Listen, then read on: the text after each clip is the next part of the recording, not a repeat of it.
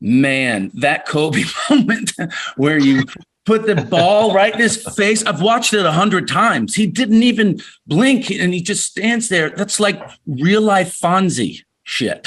Like I've never seen it. What can you talk us through that real quick and what went through your head?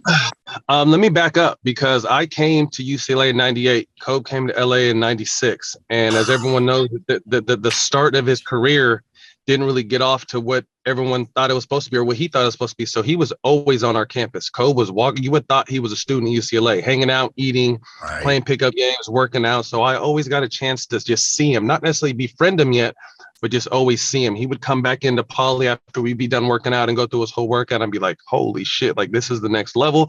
That's who I'm gonna have to guard. So there was kind of always an admiration because I would see his grind.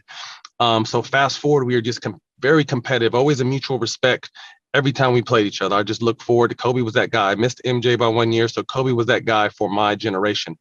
So coming to that Orlando Magic Lakers situation, Orlando had just played the Lakers in the finals the year before. We're number one or number two in the East. They're number one in the West. End of March, we're heading towards the playoffs again. So this is kind of just more than just a ABC Saturday regular season game. Like we're thinking, okay, we're going to see these dudes in the finals in 2 months. So let's go.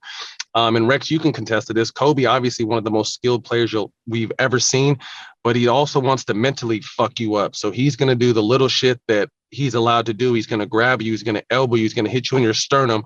He's going to hit you in the back when the refs aren't looking. And I was just tired of it because he had got me maybe 4 times. He hit me in the sternum and knocked the wind out of me. I was like, I want to wring this dude's neck. So I was to the point where I was just ready to fight him. Like, put the basketball down, let's square up, and we can shake hands after. So when that play happened, I promise you it wasn't premeditated, and I really wasn't even thinking about it. If you're watching me, I'm watching because the play was for Vince Carter. He's supposed to come off this back door, and I was supposed to hit him, and then Dwight was going to flare somebody. And so I literally faked the ball in his face while I was watching the play off to my right side, not knowing if I was going to hit him, how close I was, anything like that. So it ended up being, a legendary situation where not till after the game did I realize that his eyelashes were on the ball, didn't move, and it was just, it was incredible. But what a lot of people don't know is, after that summer, he ends up calling me.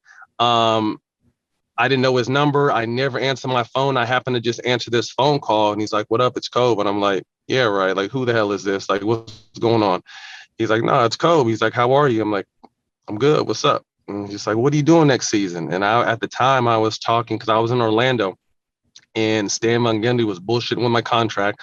So I was talking to Dwight and Pat Riley about just going to Miami because LeBron and Bosh and everyone was on the way there. So I'm thinking I'm going to go play with the Heat and see what happens. And then, I'm from Cali, NorCal, Showtime, Magic was my life. So I get a call from Kobe, just, anyone crazy enough to fuck with me is crazy enough to play with me. Do you want to be a Laker?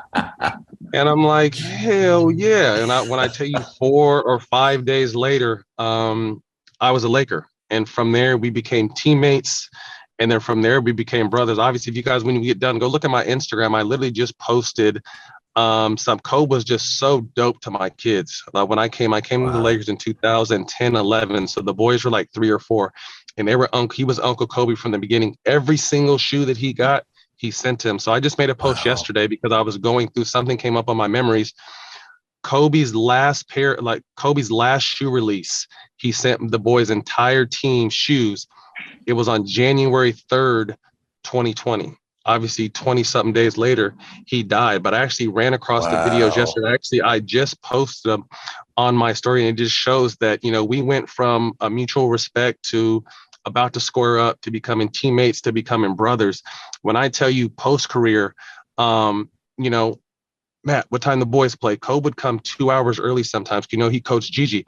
He would come 2 hours early just to watch our team and vice versa. We would go support him and Gigi.